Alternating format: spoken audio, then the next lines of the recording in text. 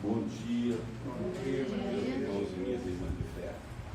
É realmente uma responsabilidade muito grande falar sobre a figura desse benfeitor, nosso benfeitor Inácio. Nós nos baseamos no livro Vida e Obra do Inácio, que é uma psicografia de Geraldo Lemos, pelo espírito de Teófilo. Teófilo é como o Inácio gostava de se assinar. Significa o portador de Deus.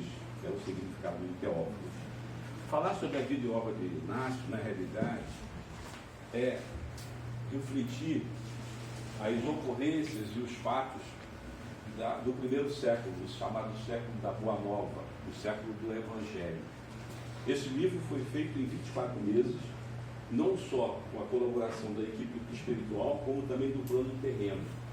E segundo o autor, o objetivo maior dele era exatamente fazer com que Inácio fosse devidamente reconhecido. Ele entendia que, muito embora o Inácio fosse sendo uma figura preponderante da evangelização, ele não tinha o devido reconhecimento. Quanto a isso, eu acho que se eu disser logo aqui para todos vocês que Inácio, com os 5 anos, já estava no colo de Jesus, esteve no colo de Jesus com 5 anos de idade, né? Inácio foi, com relação a João Evangelista, ele chamava João de pai, uma designação que Jesus fez com que ele seria o pai dele aqui na terra, diante do seu pai que já havia passado para a posteridade. Inácio conviveu pessoalmente com Maria Santíssima, com a nossa Maria de Nazaré, esteve com ela. Quer dizer, Inácio, filho de João Evangelista, conviveu com Maria. Inácio conviveu também com Simão Pedro e com Paulo de Tarso. E que se não bastasse essa relação tão extraordinária nesse primeiro momento dele, já no século XII e XIII, ele reencarnou para auxiliar ninguém mais, ninguém menos do que Francisco de Assis. Ele envergou a personalidade de Bernardo de Quintavalle, naquele período, no século XII e XIII. E, posteriormente, já no século XIX, novamente, Inácio vem ao plano terreno, e agora, minha gente, com Adolfo, bispo de Argel, e para auxiliar, sabe a quem? A Kardec, na obra de evangelização. A nossa proposta aqui de hoje é dizer que o Inácio, além de excelente tribuno, ele também tinha uma capacidade muito grande de fazer cura através das mãos. Ele intensificou esse ensinamento ao longo da sua carreira, especialmente quando estava com Silvano e com Apolo. Um fazia as apresentações e ele se dedicava mais à cura, e Silvano ao estabelecimento de mais casas do caminho ao longo da vida dele. E que se não bastasse tudo isso, vamos até na Igreja Católica, quando Bento XVI também é um admirador profundo do nosso Inácio. Ele dizia que comparava o Inácio a São Carlos Borromeu, bispo de Milão, que organizou a Igreja Católica após a Reforma Protestante. E ele dizia que o Inácio foi um braço de Deus, elevando o Evangelho nos lugares mais difíceis de acesso, enfrentando inúmeras dificuldades, inclusive prisões em alguns momentos da vida, como nós pretendemos mostrar aqui ao longo do nosso trabalho.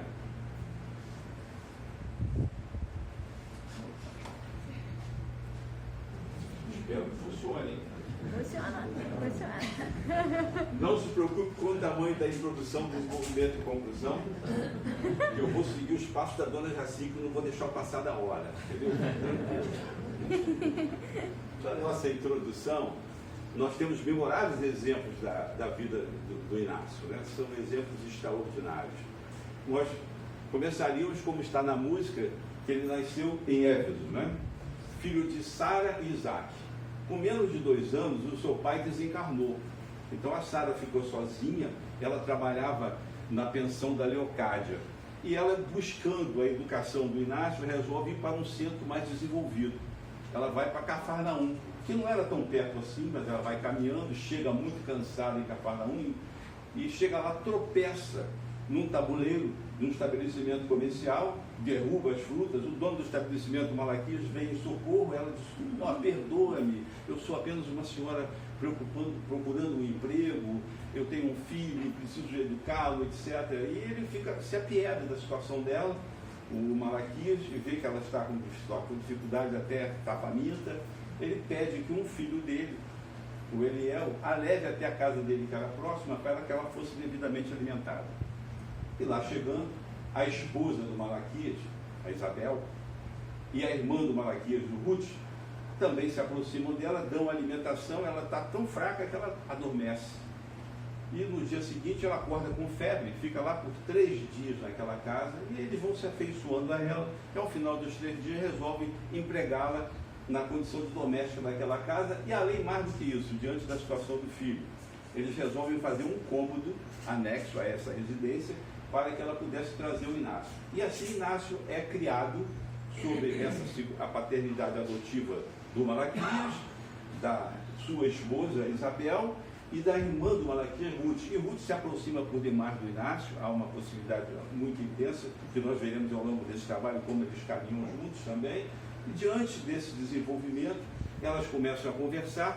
Chega que uma noite, a Sara acorda preocupada e conta para Ruth que ela teve um sonho, que Isaac, o marido falecido, apareceu para ela e disse a ela: fique atenta, o Messias já se encontra no plano terreno, em breve ele terá um contato com você.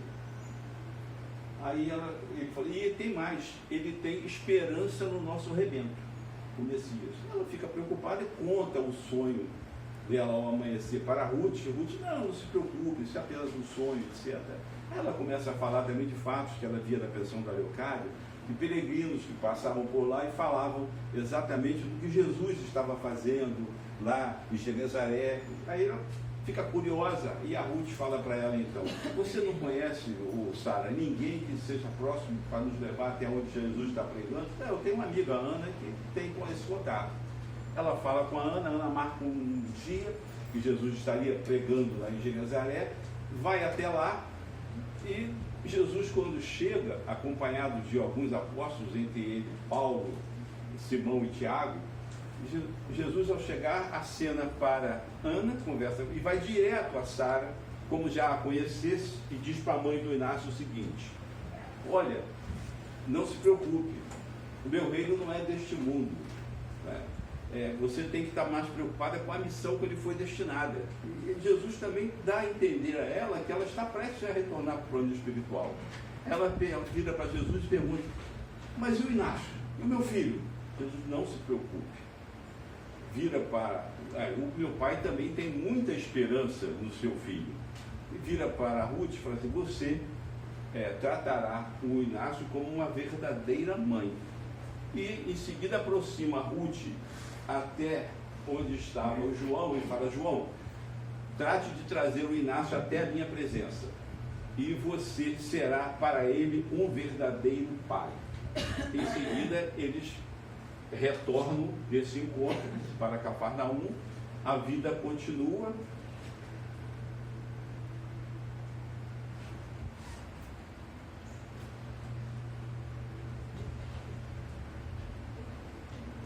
Este encontro, esses desígnios são os seguintes: quando ela está em contato com o plano espiritual naquele sonho, ela fica por demais preocupada, e a partir dali ela fica buscando quem será isso, quais são os desígnios de Deus para a vida do Inácio.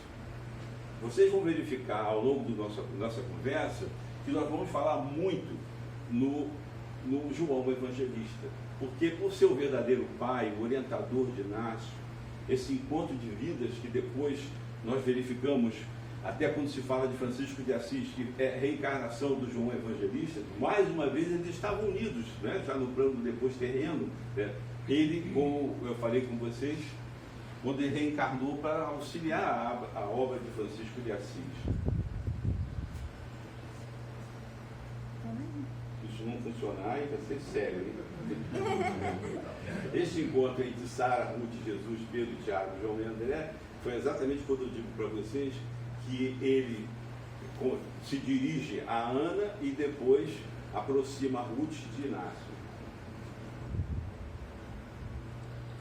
O sacrifício e a ressurreição, que eu quero dizer o seguinte, isso é o ano 33. Após esse contato com Inácio, no mesmo ano, Jesus caminha para Jerusalém, sabendo do que está previsto nas Escrituras, do que vai acontecer com ele. João está muito próximo dele, está junto, acompanhando de perto esse momento, naquilo que seria o que nós chamamos uma aparente derrota, que seria a crucificação. Na realidade é uma grande vitória da cristandade, porque serviu, sobretudo, para que nós hoje tenhamos essa fé, que hoje deixa de ser pura e simplesmente, é uma fé fundamentada também na razão, como nós vimos aqui na apresentação da semana passada da nossa amiga Tânia, não é? Hoje em dia nós temos a fé raciocinada, que é uma fé muito mais profunda. Não é simplesmente acreditar naquilo, fé acredita naquilo que não se vê. Não. A fé raciocinada é aquela que vai no discernimento, vai na essência, vai na razão, é com uma profundidade muito maior. É isso que essa doutrina santa nos proporciona. Então, que era uma aparente vitória, uma derrota, era uma grande vitória da cristandade. Exemplos como esse de ser crucificado, para servir de exemplo para todos nós vimos quando Jesus andou sobre as águas, quando parou tempestade, quando curou leprosos, curou cegos, e tudo isso exatamente para fazer com que a nossa credibilidade aumentasse, para que a nossa fé evoluísse. A perseguição. Após a crucificação de Jesus, a perseguição continuou, não parou, não é? Aos cristãos. E nesta perseguição, lamentavelmente, já no ano 34, já se utilizava esta figura aqui jurídica que vocês hoje vêm falar tanto, a chamada delação. Só que não era chamada de premiada. Eles, sem o mínimo de provas, famílias inteiras de Jerusalém eram despojadas dos seus bens e alguns se conheciam até mesmo a prisão, por força desse instituto da delação. Aqui aconteceu, por exemplo, quando um comerciante de Nazaré, Filipe de Nazaré, querendo expandir o seu comércio, ele é bem sucedido em Nazaré, ele vai para Cafarnaum. E quando ele chega em Cafarnaum, ele tem dificuldade, porque Malaquias, aquele que acolheu Inácio, junto com a sua esposa Isabel, estava muito bem estabelecido. Então, qual é o plano dele? Utilizando-se da delação, ele faz com que ele denuncia Malaquias, Isabel e a própria Ruth como responsáveis pela evangelização na Casa do Caminho. Simplesmente por isso, são todos presos. E aí é a primeira prisão que o nosso Inácio enfrenta, não é? Então é presa Malaquias, Ruth, Isabel, os dois filhos do Malaquias, Eliel e Daniel, e também o nosso Inácio. Inácio, com apenas 5 anos, ele convive nesse primeiro momento já na prisão. Isabel, de imediato, resolve negar Jesus para poder salvar os filhos. E ela, com isso, ela é liberada. E Eliel, Daniel e Inácio também são liberados. Ruth permanece presa, a Ruth continua na sua fé, acreditando que o reino de Deus não é deste mundo, ela fica firme naquela situação, ela ali continua. Filipe de Nazaré é o tal nome que utilizou-se e vai aparecer novamente na nossa história, numa atuação extraordinária do Inácio, mostrando o que é o perdão, com a profundidade disso. O encarceramento. O encarceramento é exatamente esse fato da Ruth, que lá estava presa, junto com Malaquias e com Isabel. Ela é liberada, mas em seguida da liberação dela, as perseguições continuam. Estevão, que nós conhecemos do livro do Paulo, né? Simão Pedro, Filipe e João, são presos por ordem do Sinédrio. Sinédrio era um conselho de anciãos que tratava do aspecto legislativo e judiciário no Império Romano. Por ordem deles, eles foram presos no ano 34, logo após a crucificação. Mas entendendo por Gamaliel, que era o pretor, por falta de provas, eles resolveram então liberar. Simão Pedro, Filipe e João foram logo colocados em liberdade. João é banido e opta para sair de Jerusalém e se dirige a Jope, que ficava afastado entre Jerusalém e Cesareia. Ficava um pouco afastado, ele vai se desenvolver a Casa do Caminho de Jope, que teve um desempenho extraordinário. Foi a primeira Casa do Caminho criada e ele com as suas pregações, e João conseguiu fazer um trabalho muito profundo lá em Jope. E é exatamente em Jope que João escreve, pela primeira vez, a sua versão pessoal do Evangelho de Jesus, intuído por Estevão e por ninguém mais, nada menos do que Jesus, nesse primeiro trabalho. Ele não escreve à toa, ele foi intuído por esses dois já no plano espiritual, Jesus e Estevão. O intui, eles, é a primeira escrita de João, evangelista nossa. A colaboração. Abigail, irmã de Estevão, também já no plano espiritual, é trazida para ajudar nos trabalhos da Casa do Caminho de Jope. Em Jope existiam dois grupos que viviam sempre as turras, os saduceus e os fariseus. Os saduceus acreditavam na existência de Deus, mas não acreditavam na continuidade da vida, nem na existência de anjos tutelares, enquanto os fariseus em nada acreditavam. E os fariseus, tomados pela curiosidade da ressurreição de Jesus diante da nossa Maria de Magdala, o que ele faz? Os saduceus vão até a obra de Jope para assistir uma pregação de João. E ficam impressionados pela quantidade de pessoas e pela fala de João naquele dia, que estava especialmente intuído. E nesse dia o capítulo foi o nosso capítulo 28 do Evangelho de Mateus, que ocorreu nesse momento do encontro deles lá. E exatamente aí ele recebe, o João também recebe lá na Casa do Caminho, um recado de Isabel, dando conta da prisão de Ruth e Malaquias, lá na cidade de Genezaré. E ele então resolve retornar. Ele retorna, vai até Genezaré, a Cafarnaum, vai até Cafarnaum, e lá em Cafarnaum ele vai direto na casa onde moravam Malaquias e Isabel. Quando chega lá, quem está na casa? Exatamente Felipe de Nazaré, que, utilizando-se da delação que eu havia falado com vocês, se apossou daquela casa enquanto os outros foram presos. Mas como não era um local muito grande também, ele mesmo ali em Cafarnaum, rapidamente ele localiza a nossa amiga Isabel, que está trabalhando na pensão da Leocádia.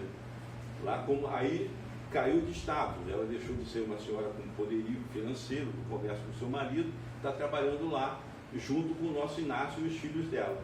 Então João, pela primeira vez, reencontra Inácio, após a própria prisão do que Inácio esteve preso, e Inácio fica muito tranquilo nesse momento no colo do João.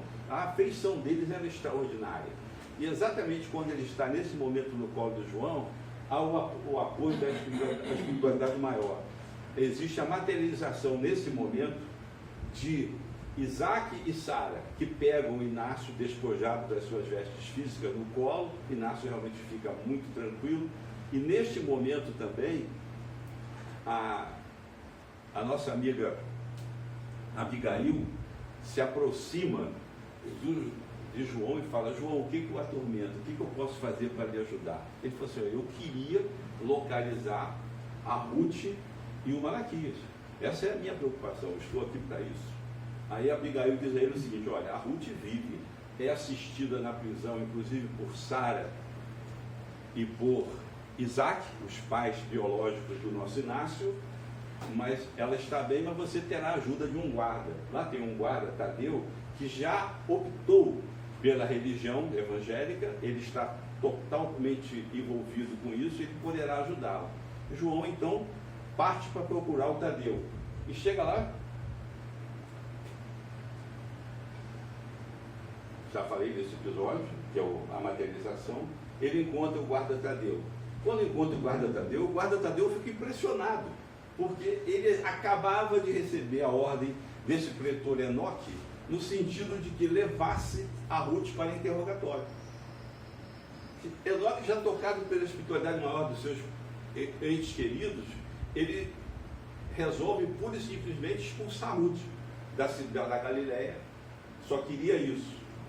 E a própria Abigail, quando falou com ele para procurar o guarda Tadeu, disse: olha, quando liberados, vocês terão que partir para Antioquia. Foi o primeiro sinal do trabalho de Inácio, onde teria que ser desenvolvido.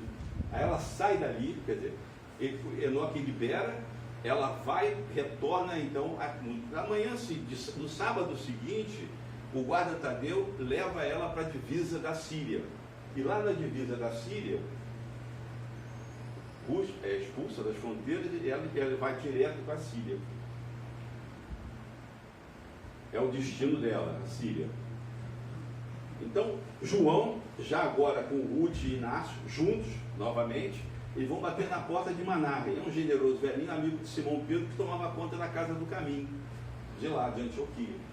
Logicamente, o João fica em si totalmente envolvido com a casa do caminho de lá, durante 3 anos consecutivos. Inácio e Ruth também se afeiçoam àquele trabalho, não é?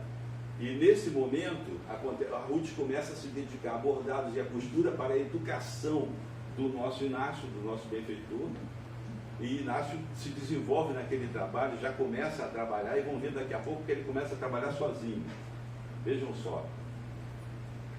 Antioquia, por se achar fora da influência de Jerusalém, era considerado um refúgio seguro para os perseguidos lá de Jerusalém. E quem perseguia Jerusalém era o nosso Saulo de Tarso. Todo mundo procurando um refúgio seguro ia para aqui. Além disso, Antioquia era um centro comercial muito desenvolvido. Muita gente ia para lá procurando emprego também, além de estar fugindo. E a comunidade era das mais ativas e progressistas. Para se ter ideia, a nossa Antioquia, na época da Síria, que agora é a Turquia, ela é a 3ª cidade do Império Romano, apenas superada por Alexandria e a própria Roma. Então há um desenvolvimento muito grande em Antioquia. Lá se falava todos os idiomas, é uma cidade cosmopolita. E o idioma de Antioquia, interessante, é o grego.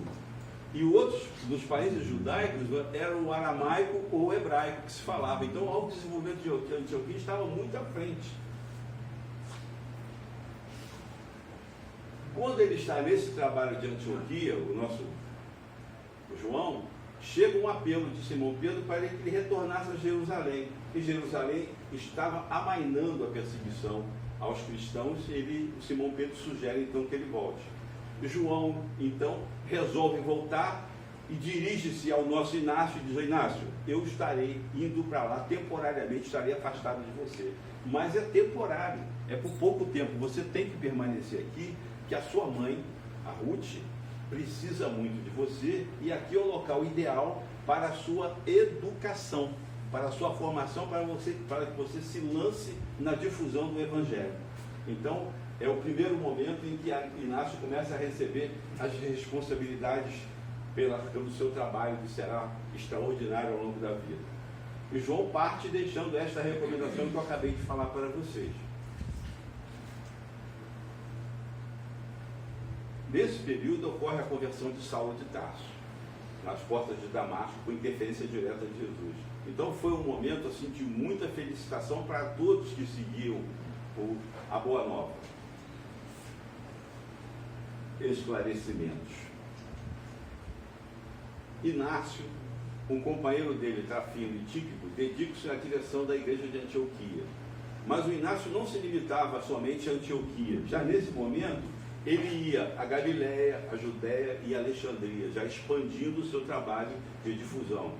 Isso aí já é Inácio à frente dos trabalhos, substituindo o João, fique bem claro. No ano de 57 da era cristã, irrompe em Roma as primeiras perseguições oficializadas pelo imperador Nero. Inácio, então, sente nesse momento que ele tem que expandir o seu trabalho. Não pode se limitar a esses lugares, apenas a Galiléia, a Judéia, a Alexandria e a Antioquia. Ele resolve partir para esse trabalho mais profundo.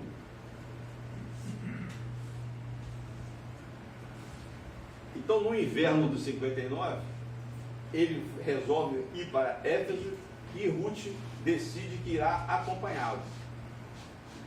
Nesse momento, ele conhece pessoalmente a Maria de Nazaré. Pessoalmente, porque ele sempre teve, o Inácio sempre teve uma admiração muito profunda pela mãe de Jesus.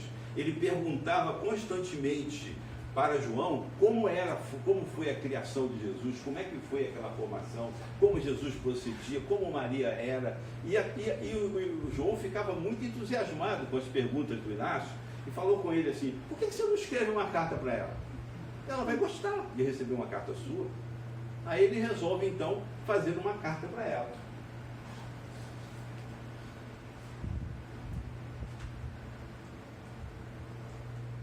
Não acredito. Não acredito. Não, duas, né? Mas duas eu não quero. Segundo o meu técnico fez isso aqui, eu teria uma primeiro e depois a outra. Então, se ele não deu, isso está errado. Não, ele não deu, não está errado. Não, era só voltar. Acho que A volta era do meio. Não, esse é o outro dele.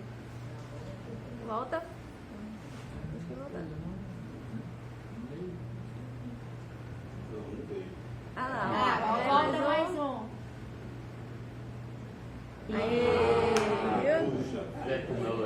Se não fosse você, eu estaria arrasado aqui. Esse é o ponto forte do papo, meu. Então veja só. A carta dele, primeira Maria, mãe bem-aventurada e portadora de todo apreço de Inácio, teu servo e devoto. Sendo neófito e discípulo de João, o apóstolo do Senhor, peço à senhora força e consolação, pois fiquei estupefato ao ouvir coisas maravilhosas sobre o teu filho Jesus. Dirijo-me à senhora, que esteve familiarmente unida a ele e que conhece todos os seus segredos, porque desejo saber se é verdade o que eu vi. E ela simplesmente, olha, que os neófitos da fé que estão contigo, como Tito, Trófimo e Tíquico, recebam também força e consolação em Cristo da senhora e para todos e sempre. Em seguida, a Maria gentilmente responde para ele: Inácio de Antioquia, discípulo querido do meu filho bem-amado, humilde escravo de Jesus Cristo. As coisas que ouviu e soube por João, o apóstolo querido, a respeito de Jesus, são verdadeiras. Acredite nelas com alma e coração. Estude-as. Siga firmemente seus votos cristãos no caminho da verdade e vida, que ele nos deixou, adequando seus costumes e sua vida inteira a eles. Sua firme e corajosa. Seja firme e corajoso na fé, não tenha medo da violência das perseguições por causa augusta, e mantenha sempre o espírito forte, extasiado em Deus, nosso Pai. Amém. Então, olha o carinho de ambos com relação a isso, e posteriormente, como já vimos ali, então vão se encontrar pessoalmente, e depois ela vai participar muito da vida dele, do Inácio. Como está nas músicas aí, né, que nós já temos.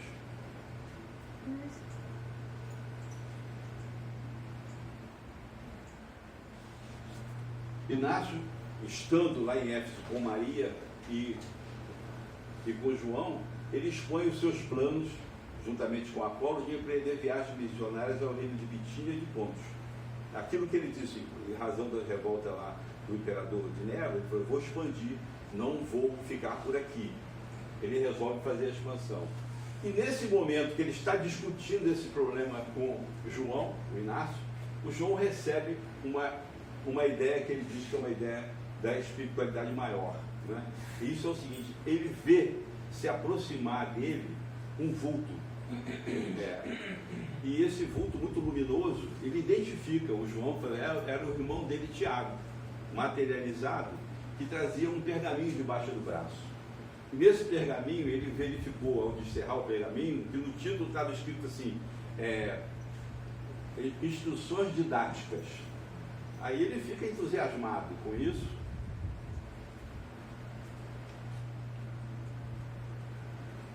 É o título da Instruções Didáticas. E ele avisa também, o Tiago, que Jesus enviará Simão Pedro para auxiliar. Como no plano terreno também já é um pouco diferente, ele só chega 3 anos depois. Ele quando chega Simão Pedro 3 anos depois, em razão dessa orientação do Didaquê, acontece o Didaquê e aquilo que nós já ouvimos falar, que instruções dos 12 espíritos, dos 12 discípulos. O que é isso? É um retrato da pureza do Evangelho para fazer face exatamente àquelas superficialidades que estavam sendo introduzidas na orientação do Evangelho de Jesus. Porque aconteciam duas coisas muito interessantes nesse período. Apesar da expansão considerável do cristianismo, nós encontramos duas dificuldades. A primeira é o ritual formal farisaico, que é assim muito rigoroso, né? E com isso ele sufocava os ensinamentos da base de Jesus que eram difundidos, naqueles ensinamentos junto aos hebreus. E do outro lado é a superficialidade dos cultos judaicos, né? Ela introduzia algumas novidades na orientação do Evangelho. Então, isso tinha que ser superado, e a forma de ser superada foi exatamente pelas instruções aqui dos 12 apóstolos, que é um retrato da pureza do Evangelho de Jesus. Difusão. E a hora? Dona Jacir, não deixa eu passar da hora, não. Não pode interromper. É o ano 65. Inácio, Apolo e Silvano se uniram para o projeto de evangelização, como estava previsto anteriormente, da Bitínia e de Pontos. Tem alguém mais preocupado com a hora aqui que a minha mulher? Não, deixa Com ela. certeza. Ela não manda nada aqui, não. Você foi lá em casa, né?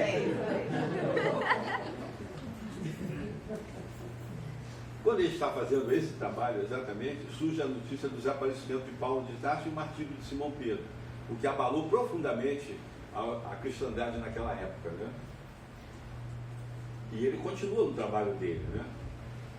E ele, nesse trabalho, ele chega a Heráclea, na expansão do trabalho dele.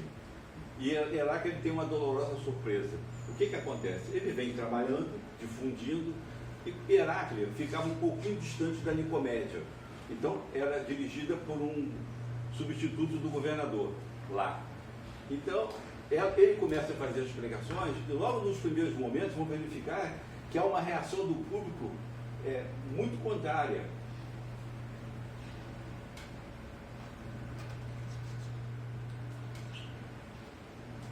O público já começa a gritar, fora blasfemadores, punição e ousadia para os hereges, há um confronto muito grande. E mais à frente, na semana seguinte, ele está fazendo essa pregação e, lamentavelmente, ele enfrenta um sacerdote, Davi. Esse sacerdote fica indignado com a pregação, ele já tinha razões para isso, porque esse sacerdote é irmão do sacerdote Ananias, que perseguia o Paulo de Tarso, queria a prisão de Paulo de Tarso e não teve sucesso por causa da liberação de Paulo pelo procurador Antônio. O procurador resolveu liberar o Paulo e ele ficou indignado. E o Davi acompanhou o trabalho do irmão de perseguição ao Paulo de Tarso lá. Então ele trazia essa frustração do irmão que foi frustrado com relação a esse trabalho e via a expansão do trabalho do cristianismo. Ele, revoltado com isso, ele se dirige, quando Inácio está falando, né? Ele se dirige a Inácio e fala, como ousa conspurcar o salão de Deus com a palavra desse homem que foi crucificado entre dois bandidos, malfeitores, etc. E o Inácio não titubeou, continuou na luta, ele então ordena aos guardas que prendessem. Então Inácio, Apolo e Silvano foram presos exatamente nesse momento pelo Davi. Então mais uma vez o Inácio enfrentando a prisão, como dissemos a vocês, das dificuldades que ele teve ao longo da vida. Todos se desesperaram com a prisão, Silvano e Apolo, mas Inácio diz o seguinte: olha, há de ter um propósito superior para a nossa prisão. Ele lembrou de Cafarnaum, dos primeiros momentos dele e da expansão que teve depois daquilo. Então ele acreditava que aquela prisão tinha um propósito superior. É isso que ele procurou passar para os seus dois colegas que não estavam habituados, estavam enfrentando a prisão pela primeira vez.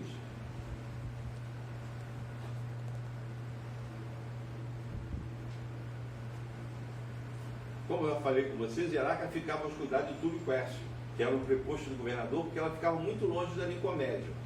Esse sujeito era um sujeito muito arbitrário.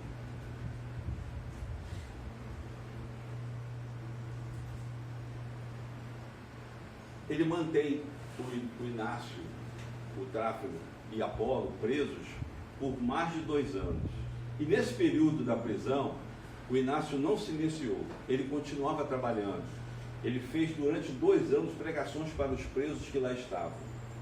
E tem um detalhe que foi muito interessante que ele faz. Ele se dirige, tem um sujeito que aparece para ele, um velhinho que estava preso já de algum tempo lá, e diz, eu tenho ouvido, poderia falar contigo? E Inácio acolhe a conversa dele. Eu tenho ouvido as suas pregações e me tocam profundamente.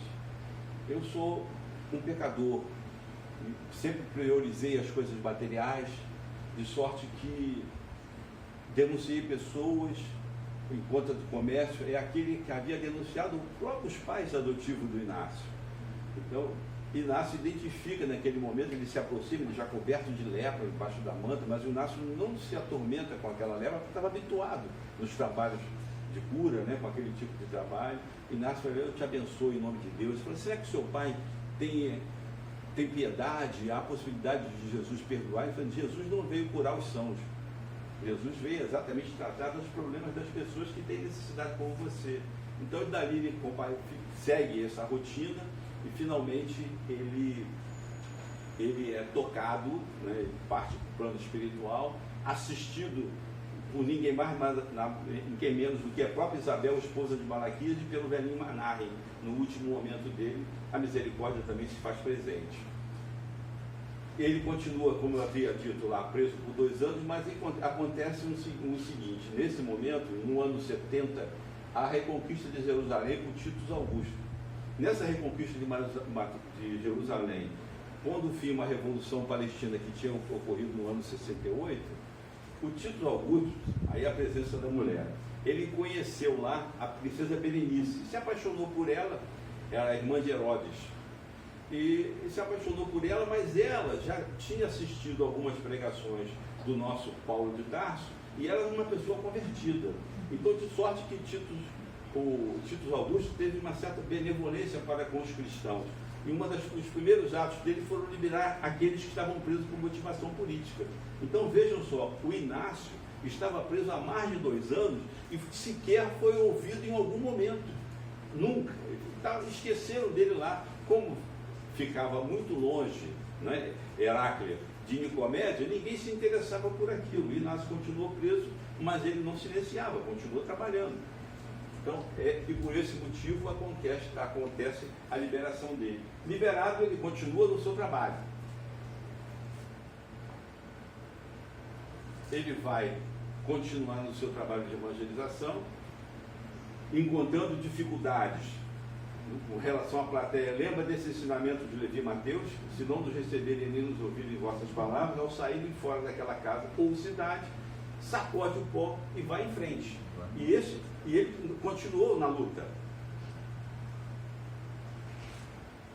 E quando ele está refletindo sobre essa dificuldade da não recepção adequada à difusão do seu trabalho, ele tem exatamente numa noite, ele é transportado em espírito, livre e solto, e se vê nos primeiros momentos do encontro que ele teve, ainda criança, com Jesus.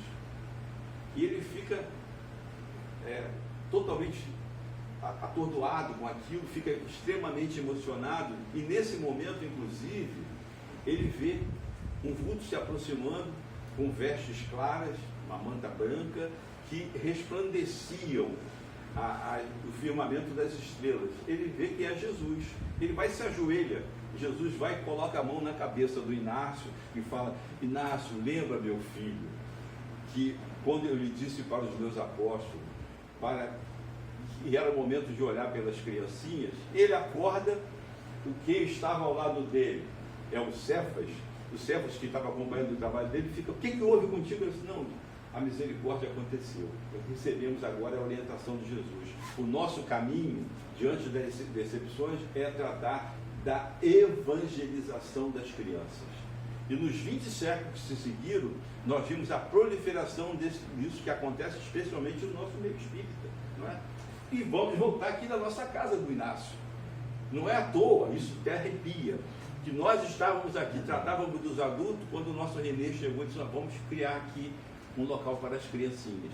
E foram feitos, tinham 6 bercinhos que ficaram vazios por longo período, até que apareceu aquela menina que veio da maternidade da Praça 15.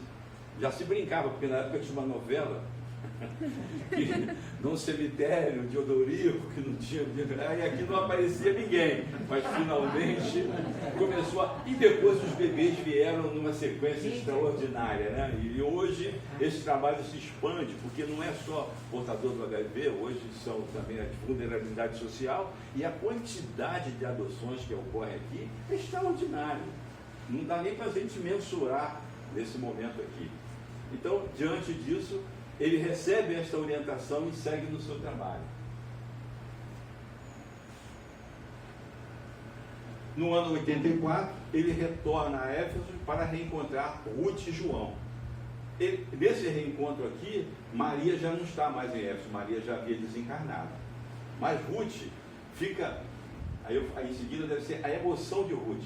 A Ruth fica muito emocionada quando já vê Inácio, já um homem feito, né, fazendo esse trabalho extraordinário. Ela que acompanhou os primeiros momentos dele, né, a formação dele, ela que orientava o dinheiro dela, da costura e do bordado, a formação do Inácio, orgulhosa do Inácio.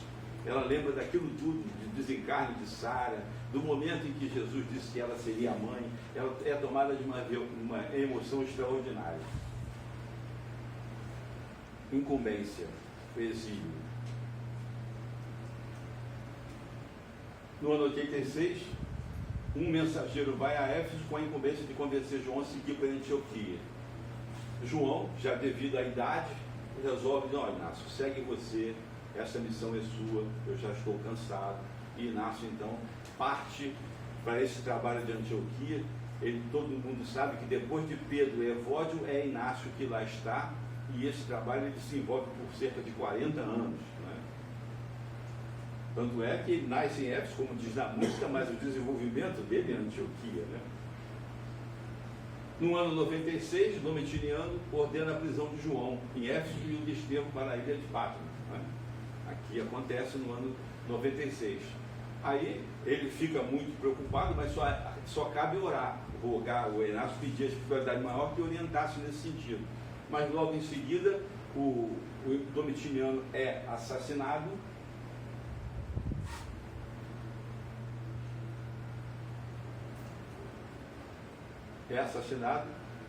E assumiu então Marcos Nerva, que é um senador que de imediato toma a seguinte providência: libera os presos políticos e também libera aqueles que estavam com motivação religiosa presos. Então João é liberado e João fica até o ano 110, onde desencarna somente em 110, fazendo o seu trabalho de evangelização.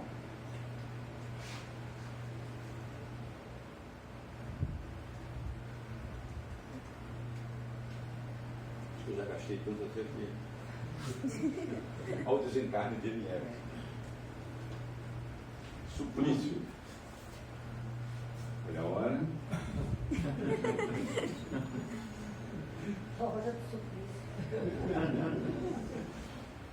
Permanece as perquisições, Inácio e Alexandre são presos. De 50 pessoas selecionadas pelo Império Romano para serem presos, uma meia dúzia é presa, dentre eles Inácio e Alexandre, que são presos em Éfeso.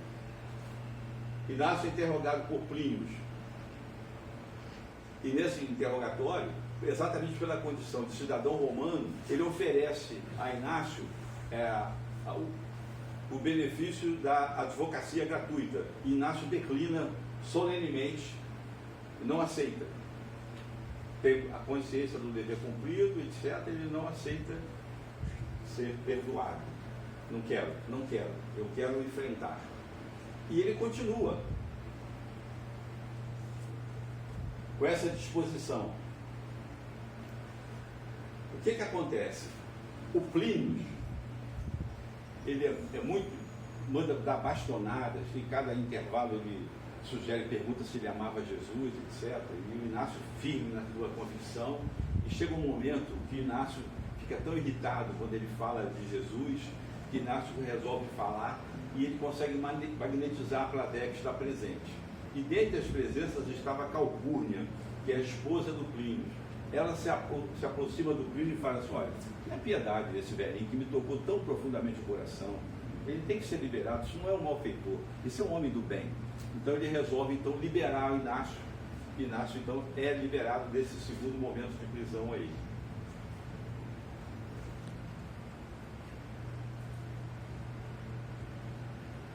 Ele continua no trabalho dele. As sombrias inquietações do Império Romano acontece o seguinte: Trajano, que estava à frente do Império, ele chega a Antioquia. O que acontece de grave em Antioquia? Um terremoto de proporções devastadoras, destruindo cidades e vilas. Antioquia atingiu toda a Ásia, e com o epicentro foi exatamente na Síria, em Antioquia. Os nossos amigos já convertidos ajudaram bastante, mas o Trajano, politicamente habilidoso, ele procura colocar que as manifestações divinas estavam acontecendo exatamente em razão da difusão grande do cristianismo, em razão das pregações que lá estavam ocorrendo.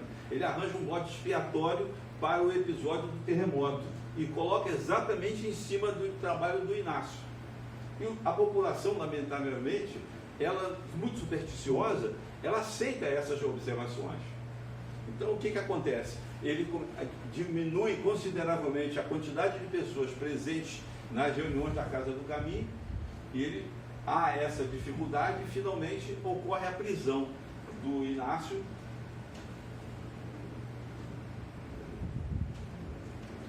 e de Alexandre de Jesus.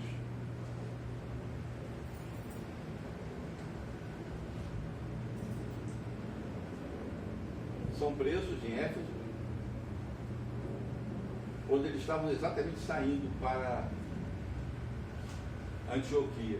Mas quando ele é preso, quando o Trajano está tratando desse interrogatório, ele fica impressionado, porque aí faz essa observação aqui, ó. Ele diz: ora,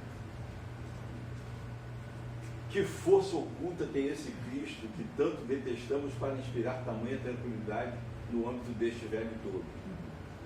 Ele já muito cansado e tal, mas ele continua com aquela altivez, com aquela segurança. Em seguida, Trajano fala: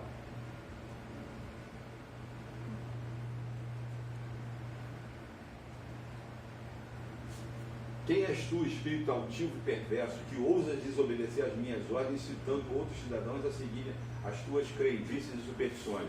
Inácio, logicamente, contesta isso.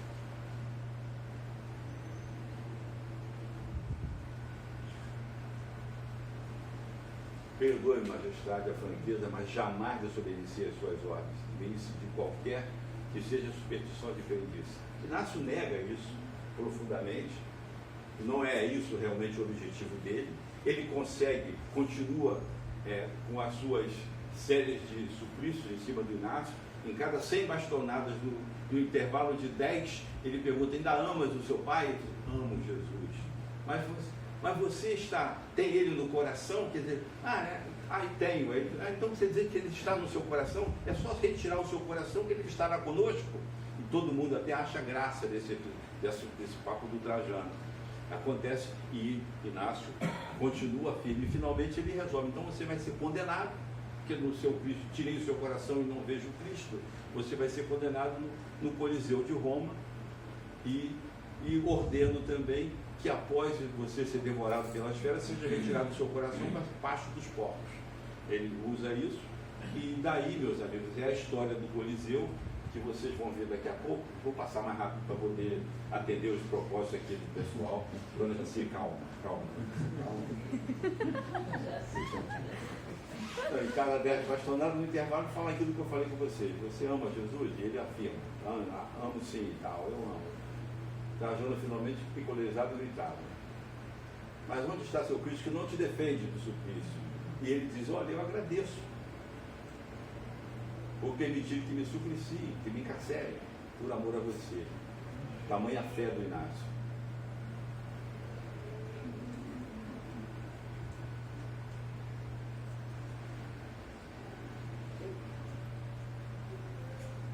a notícia da condenação dele se espalha sobre todo o Império Romano e causa uma inquietação muito grande.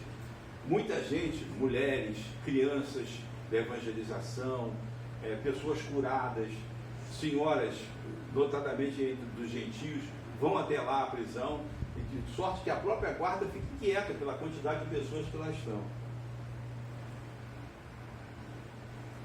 Havia um movimento tentando fazer com que houvesse uma anistia para o Inácio, mas Inácio não aceita. Não é? O próprio Alexandre de Jesus, que foi anistiado lá pelo Império Romano, procura ele, Inácio fala, olha, escreva essa carta aqui, para que ninguém venha, eu não quero ser objeto da caridade dos romanos. Aí ele escreve essa carta dizendo para que ninguém se envolvesse em tentando anistiá-lo. Esse era o propósito dele. Desculpa, eu estou correndo muito, eu quero chegar numa parte aqui que é fundamental ao meu sentido.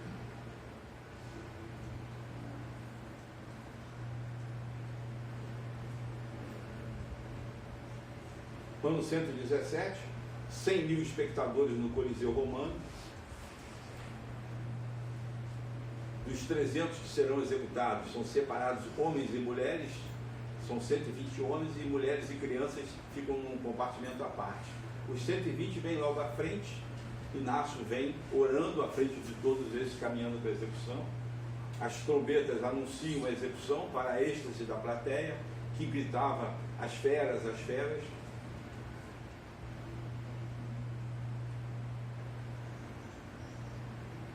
Inácio à frente, livre e solto. A verdade é que, num episódio que deve ser registrado, quando as feras avançam contra os cristãos, com relação a Inácio, fica como se fosse por último. Acontece um estrondo, um raio luminoso, que cala toda a plateia, e esse raio ilumina inclusive a madeira onde o Inácio estava amarrado, né? Para susto de todos. Inácio nada sentiu desse trânsito. Inácio já estava envolvido numa névoa translúcida nesse momento e já era socorrido pelas pessoas do plano superior. O primeiro que aparece é João, que diz para ele assim: Inácio, irmão querido, combateste com fidelidade o bom combate até o fim, e agora a bondade de Jesus te concede a coroa da vida eterna. Vem comigo para a glória de Deus. Então, esse momento é um momento extraordinário. E não bastasse isso, mais à frente, o João diz para ele o seguinte, que Jesus queria conceder a ele o direito de escolher o último desejo antes dele sair do plano terreno, já desencarnado. E sabe o que ele diz? Inácio diz o seguinte: eu queria visitar os sítios por onde eu fiz a pregação do meu evangelho. Ele retorna a esses sítios. Aí acontece o seguinte: sob as preces de João e José e Barnabé, que lá estavam, ele é transportado em espírito para esses locais. Então ele se vê em Cafarnaum, naquele primeiro momento da própria infância. Ele se encontra com seus pais, Sara e Isaac. Ele encontra-se com Ruth, e Ruth diz a ele que gostaria, vamos até Antioquia. Então ele faz aquele périplo todo, e depois chega até Roma, que é o capítulo final que eu gostaria de enfatizar. Isso eu já falei. Ele cruzou essas longas distâncias em frações de minutos, né? O que eu quero dizer com isso, minha gente? Eu queria unir. Ele chega até Maria, quando ele vai levado pela Sara, encontra com Maria, e Maria sugere que ele vá visitar as catacumbas onde estariam Paulo de Tarso e Simão. Lá Paulo fica muito festivo, também diz a ele que ele deixa de ser o rabi, passa a ser um apóstolo, né, na fala dele.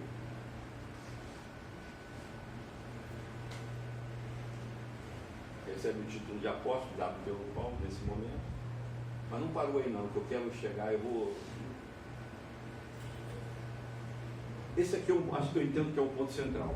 Inácio diz que os apóstolos do Cristo foram transportados para a sede da saudosa Jerusalém. Aí o Simão Pedro tranquilamente: não, você está enganado.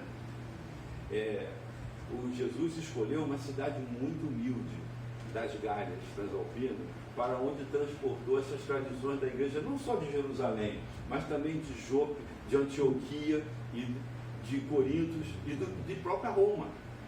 Aí eu fico arrepiado, porque você vê essa relação disso tudo com a França, não é? As Gálias, não é? Ele transportou para onde? Para Lugdunum, que é o local que deu o nome a Lyon, anteriormente.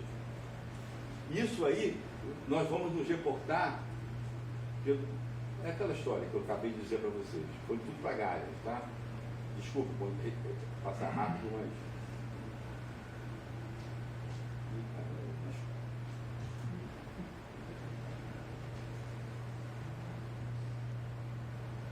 E quando ele diz que João já seguiu para Lugdunum para fazer os trabalhos, aí Inácio diz, eu quero ir lá para encontrar com João. Eles vão lá e se encontram.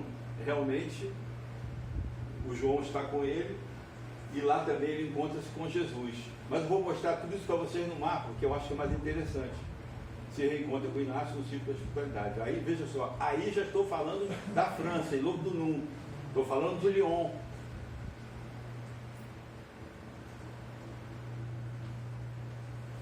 Isso aqui é tão ensinado que dá um tempo para poder ler tudo, senão ele não passa, aí não adianta ficar apertando.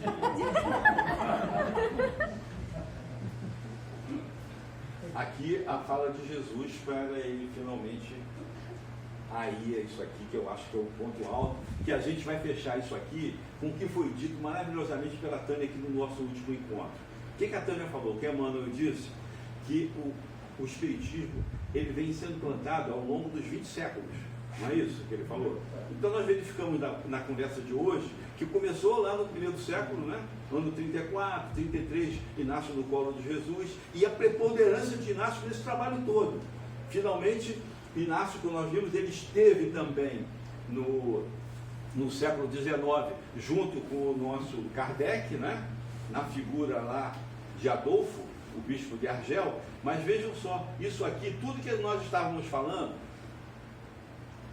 aqui eu vou ter que desobedecer, vou ter que usar esse negócio. Eu queria mostrar para vocês que aqui, ó, nós estamos na França, né? Mas o que aconteceu era, ele estava em Roma, quando... Não vou encontrar.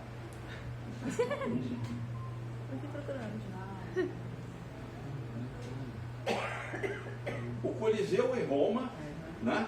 Do Coliseu, ele foi, quando ele disse que queria visitar, ele vem aqui, ó, vem a Cafarnaum, Jerusalém, segue, né? Vai a Éfeso, né?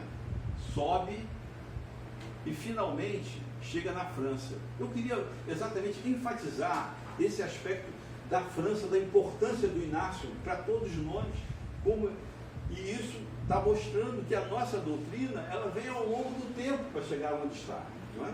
E o Inácio tem um trabalho fundamental nisso aí.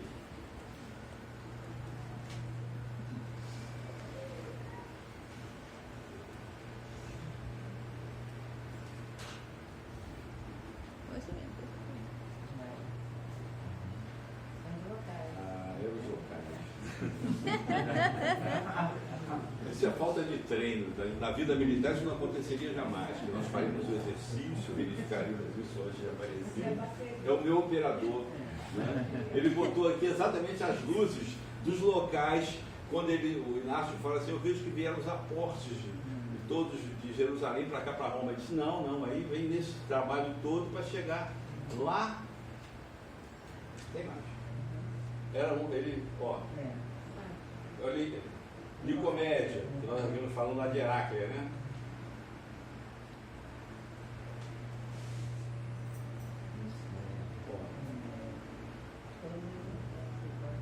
Todo local que ele passou. São todos os pontos que ele evangelizou. Ele não combinou comigo e deu uma pauta muito grande.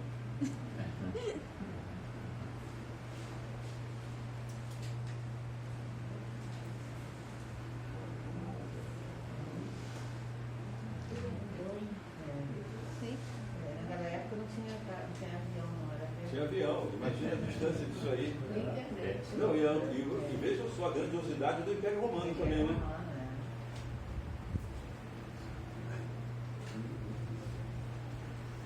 Naquele tempo o ano era 12 meses mesmo, era mais. É. Não diga não, que a maioria jovens daqui não sabe o que esse yoga com a alma. E no início da Ah, casa, chegou lá. Até a França.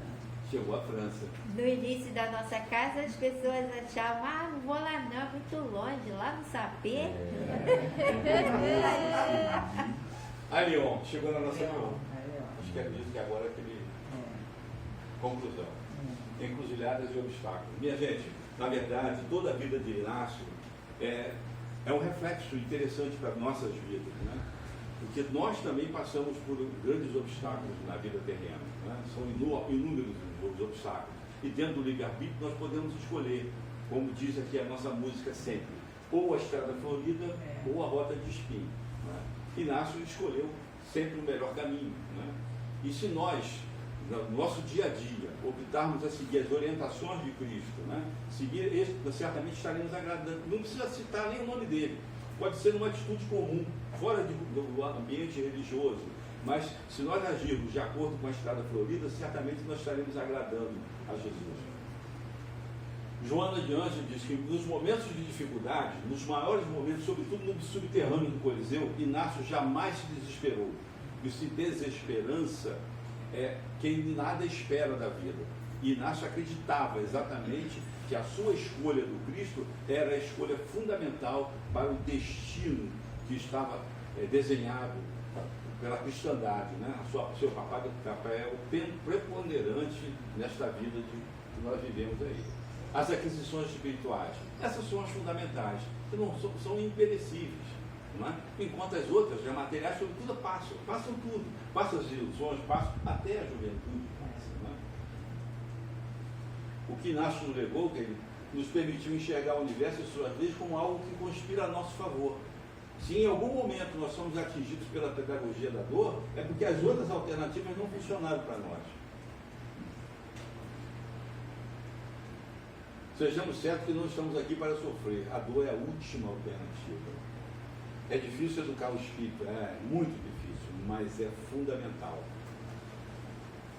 Na verdade, a centelha divina, ela convive também com o corpo material que nos envolve, não é?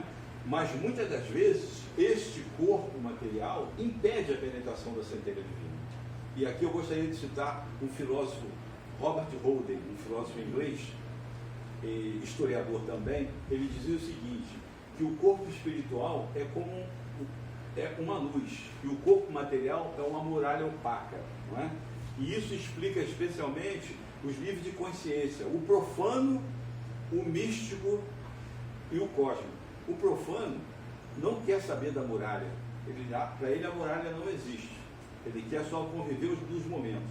O místico até sabe que a muralha existe luz do outro lado, mas ele acha que para atingir aquela luz é mais fácil destruir o muro.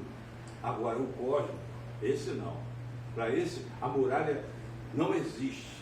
Essa muralha é um prisma translúcido, através do qual essa luz penetra e envolve totalmente o indivíduo como se fosse um verdadeiro arco-íris. Esta é a felicidade que Inácio teve e que ele deseja que nós tenhamos. Essa é a grande obra do nosso patrono, do nosso benfeitor. Minha gente, muito obrigado. Desculpe passar esses 12 minutos aqui, mas é de coração e é um momento de muita emoção para mim, em especial, falar do Inácio aqui.